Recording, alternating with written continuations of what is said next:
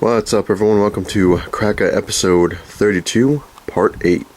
Hopefully this will be the last part of the SpiderMan comic collection, which I forgot that I had so many boxes of comics. I figured I would get it done in one episode, but it's not going to happen. Spider-Man alone, look how many parts it took, 8 already just to get to where we are now. So hopefully this is part 8, like I said, and I'll get Spider-Man done. That's what I gotta do. That's my goal on this episode, is to get the rest of Spidey done. But I did get an inbox question asking how do you store and sort your comics and stuff like that, which happy to answer it. Basically what I do, I've shown before, is like now I've gotten on the ball and I actually got dividers, which is a plus. And this is a new box, which is nice because the dividers didn't have to cut them. They fit in there nice. But what I do when I get a box is I'll take a sticker or something like that, whatever it is, I'll put it on the box, and basically whatever stickers are on the box, that's what I know is in there.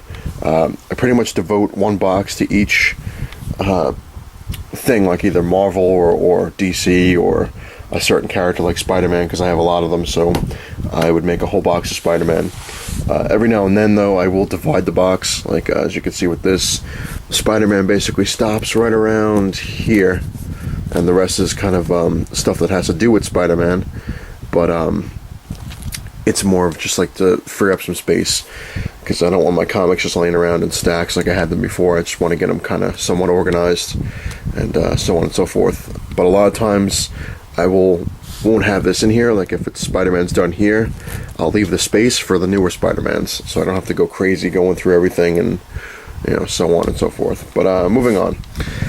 We left off with the end of Web of Spider-Man, so we're going to start with Ultimate, which I actually liked the original Ultimate ones. They were pretty cool. So we're going to take a chunk out, because it does make it move a little faster. Ultimate Spider-Man number 1. Very cool. Number 3.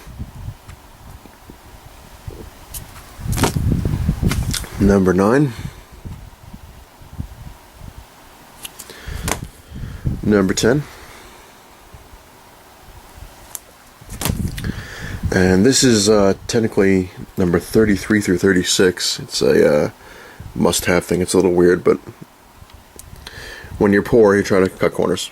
Moving on. Number 35. These are the actual issues compared to the collection of it, really. Number 36. Number 37.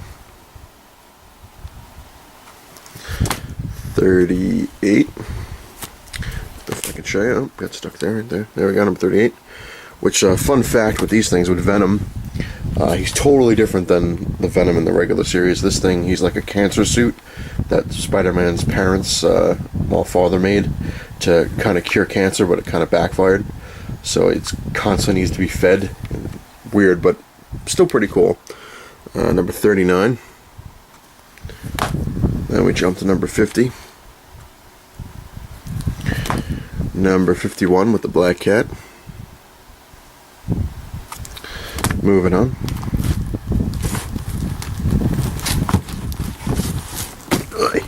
Number 52 with Elektra and the black cat.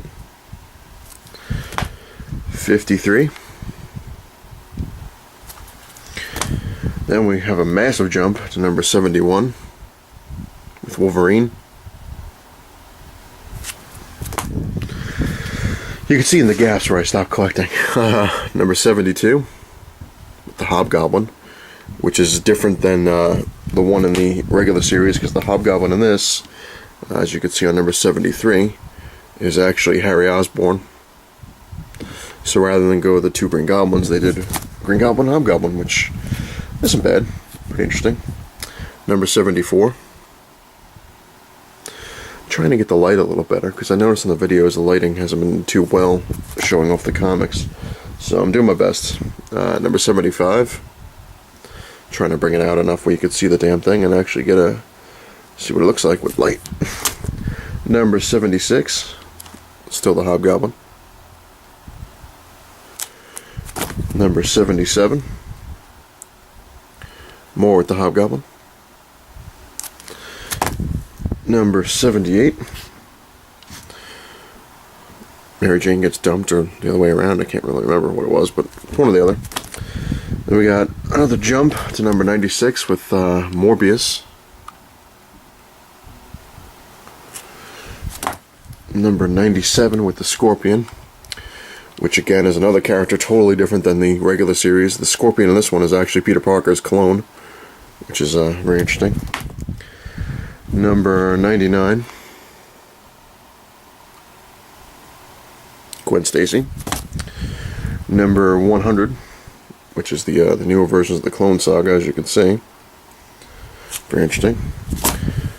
Number 101 is Carnage, which is actually, in this one, a Peter Parker clone as well. Sort of.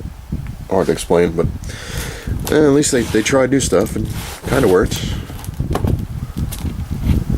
Let's see, moving on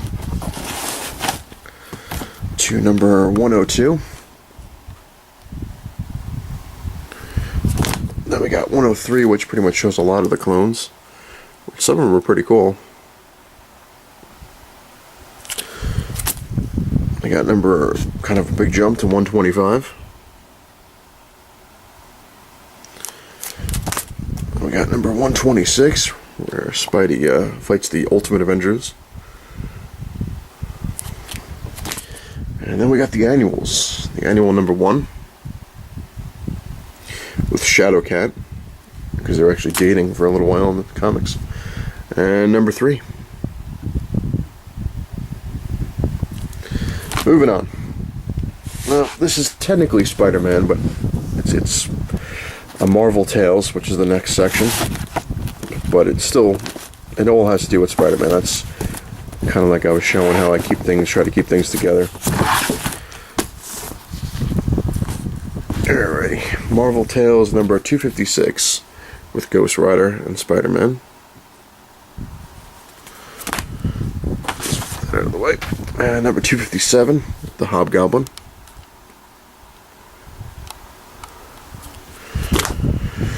$266 with the Venom Saga kind of thing. Number 267.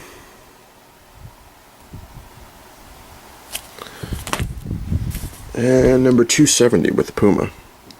Basically, Marvel Tales is almost kind of like the Chapter 1 and stuff like that, a retelling of certain adventures. But some of them did have their own original stuff. Moving on to one of my newer sections. Well, not newer section, but newer thing, I guess would be it.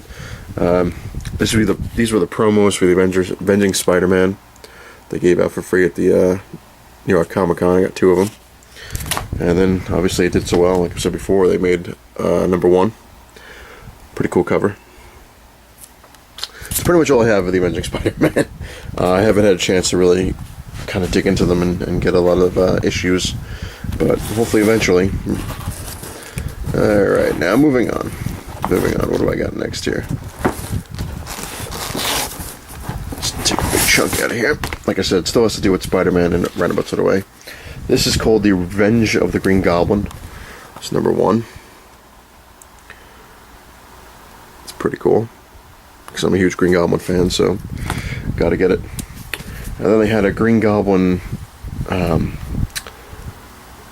guess it would be a limited series, but it actually really wasn't a limited series, because it kind of became its own little series for a short time, but it's like a good version of the Green Goblin. It's Ben Urich's, I don't know if his son or nephew, I think it was his nephew, and he's got different powers in the Green Goblin, like he's got like some kind of goblin laugh, scream kind of thing. But that was number, bad me, not telling the number, this is number, can't even tell. Number 2, there we go, this was number 2. Yay. Eventually I'll get number 1. This is number 4 with the Hobgoblin. I actually did like these, they were pretty good. Again, I'm a Green Goblin fan, so I might be a little bit biased, but either way. Alrighty. Moving on, because like I said, I like to keep things connected. So this is basically another connection to Spider-Man. And that's the Venom series. There we go. This is the Lethal Protector number 1 with the foil cover. And because I was sometimes sick back in the day, I got 2 of them. Usually would buy 2 one to sell and 1 to keep if I really went crazy, but yeah, that's me. But got 2 of them. Moving on. This is Lethal Protector number 2. Plus back in the day I was a huge Venom fan, so I went crazy over all that stuff. This is number 3. Number 4 with Shriek. Number 5 with a couple more different Venoms, which is pretty cool. There was a gray, a green, a red, orange, tan, all sorts of crazy stuff. And that's the last one I have of the Lethal Protector. But Venom had just like so many limited series, but this was actually the only one I really liked out of all of them. I mean, it was the only really good one. Some were cool, but yeah, what can I tell you? This is the Venom Enemy Within Part 1, which is pretty cool because it actually glows in the dark, and I got it signed by the guy who did it, Bob McLeod, signed right there on the thing. And there's the printing one, but then there's the actual. Funny little note there, I actually drew this on my basement wall one time, and it was pretty creepy. You go down the stairs in the dark, and all you would see was this face. People would freak out a little bit until they figured out what it was. But moving on, this is Venom the Madness with a Juggernaut. This is number 1. I'm a huge Juggernaut fan, so, and of course back then Venom and the Juggernaut together was, I had to buy issue. There's nothing more than that. And here's number 2, the Juggernaut. And then number 3. Then moving on to another of his limited series, which is the Funeral Pyre, I believe it was called, with the Punisher. I think a lot of it they couldn't decide what they wanted to do with Venom at the time, so they just kind of kept making a limited series. This is Venom Knights of Vengeance, number 2.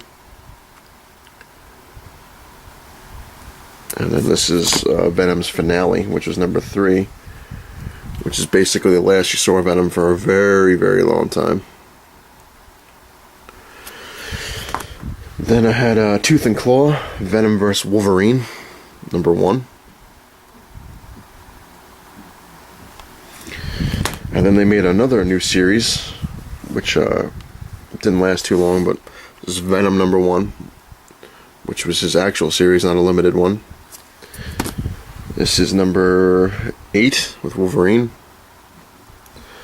Sorry for all the glare and the crap lighting, but like I said, it's the best I can do. This is number 10 with Wolverine. Then another one came around, Venom's Dark Origin, which this is number 2. Basically kind of a telling about Venom, Eddie Brock kind of thing. This is number 3. I actually like this cover, I thought it was pretty cool. And again, this was an unlimited series, as you can see. Then we move on to the series that's out now, which is a completely different Venom. But this is number 6. This is with Flash Thompson as the new Venom with Spider Island. And I got number 9. Very cool. Moving on. Almost done with Spider-Man related anyway. Actually, we pretty much are done. I think I just got a couple more. Alrighty. Yep, a couple more to go, and then that's the end of Spider-Man. Spider-Girl, number 5, with Venom. See how I keep everything together in a roundabout sort of way? Then we got Spider-Girl, number 83. Again with Venom, and she's got a black suit this time. And moving on to the last but not least book of my Spider-Man collection, and that is Spider-Man vs. Wolverine, number 1. Very, very cool. Now, obviously going to end it there, but I'm probably going to make another episode, number 33, with another section of my comics, and that will be starting with the limited series, which is in the same box. This is pretty much anything that's limited series, like the Infinity Gauntlet, stuff like that. So there's a lot more to show. Believe me, there's a lot more boxes to show, and I hope everyone likes the my comic collection as much as I loved collecting them and talking about them. But anyway, thanks again. Like I said, if you like what you see, click the little button. It's always appreciated. I love comments. I love feedback. I love it all. So go crazy with questions, whatever you want.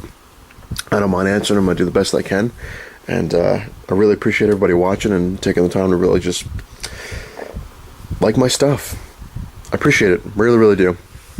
So I hope you come back for the another episode when I show you the rest of the comics. Well, not even the rest, but hopefully we'll get into some other stuff. Besides the limited series, I have obviously the X-Men coming up. I have 4 boxes of X-Men, you know. I have boxes and boxes of like Daredevil and Punisher and everything, so a lot of stuff coming around. This was just Spider-Man, folks. This is just Spider-Man, 2 boxes full of Spider-Man. So anyway, thanks again for watching. I really do appreciate it, and I can't say that enough. I can't stress enough that I really appreciate everybody subscribing and watching my stuff. It's what keeps me going. See you for the next episode. Later.